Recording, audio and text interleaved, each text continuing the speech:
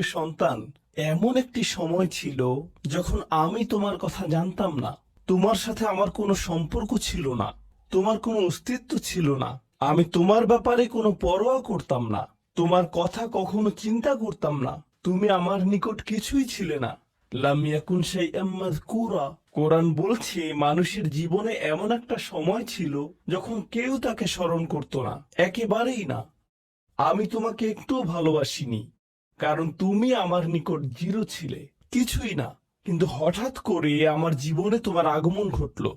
এমনকি যখন আমি জানতে পারলাম যে তোমার মা তোমার জন্ম দিবে, যখন সে তার পেটের মধ্যে তোমাকে বহন করে চলছিল, এমনকি তোমার মাও ভাবতো কেমন হবে আমার সন্তানটা। কিন্তু আমার কোনো ধারণাই ছিল না, আমার কাছে কোনো তথ্য ছিল না।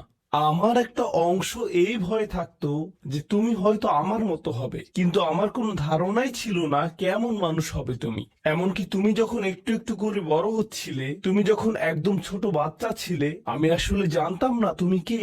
আমি শুধু জানতাম তোমাকে খাওয়াতে হবে, আর মাঝে মাঝে তোমার থেকে দুর্গন্ধ আসতো। এছাড়া তোমার সম্পর্কে আমি তেমন কিছুই জানতাম না। এখন তুমি যেহেতু বড় হয়ে উঠছো, এখন আমরা পরস্পর কথা বলতে পারি এবং যোগাযোগ করতে পারি। তুমি স্কুলে যাচ্ছ, আমরা একই বাড়িতে বাস করি।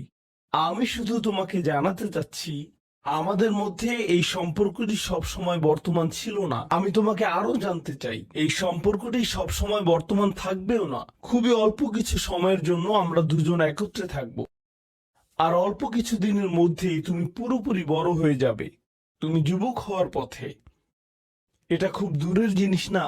বস্তুত তোমার বাচ্চাকাল থেকে এখন পর্যন্ত সময়টাকে আমার কাছে 1 মাসের মতো মনে হয়। চোখের পলকে তুমি এখনকার তুমি হয়ে গেছো। কিছু বুঝে উঠতে উঠতেই তুমি বড় হয়ে যাবে। একদিন ইউনিভার্সিটিতে যাবে, চাকরি করবে, বিয়ে করবে। এর সবকিছুই ঘটবে ইনশাআল্লাহ, যদি আল্লাহ ইচ্ছে করেন। যখন ওই ব্যাপারগুলো ঘটবে, তখন আমাদের সম্পর্কটা আর আজকের মতো থাকবে না।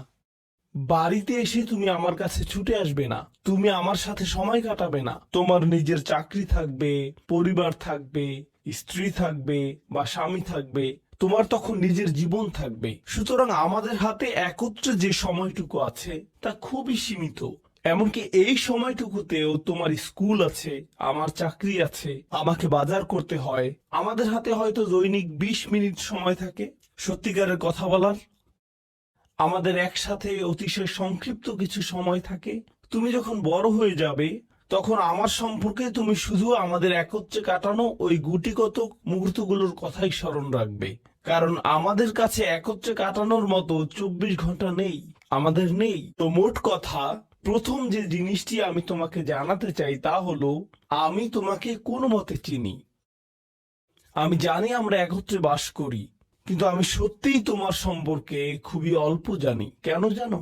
কারণ কোনো মানুষ অন্য কোনো মানুষকে সত্যিকার অর্থে চিনে না। তুমি যা যা চিন্তা করো তার সবটা তো আমাকে বলো না, আর আমিও নিজের চিন্তার সবকিছু তোমাকে জানাই না। কিন্তু এমন এক সত্তা আছেন যিনি তোমাকে চিনতেন, এমনকি যখন তুমি আমার নিকট কিছুই ছিলে না তখনও। এমন এক সত্তা আছেন যিনি তোমাকে তখনও ভালোবাসতেন যখন সৃষ্টি জগতের কেউই তোমাকে ভালোবাসতো না, এই জগতের কেউই তোমাকে স্নেহ করতো না। এমন এক সত্তা আছেন যার সাথে তোমার সম্পর্কটা আগামীতেও থাকবে। যদিও তোমার আমার সম্পর্ক আগামীতে পরিবর্তিত হতে যাচ্ছে। ছোটবেলায় আমার বাবার সাথে আমার এক ধরনের সম্পর্ক ছিল, কলেজে পড়ার সময় তার সাথে সম্পর্কটা অন্য ধরনের ছিল, আর এখন তার সাথে আমার সম্পর্কটা সম্পূর্ণ ভিন্ন রকম। যদিও আমরা একই মানুষ আছি, কিন্তু আমাদের সম্পর্কে আমূল পরিবর্তন এসে গেছে।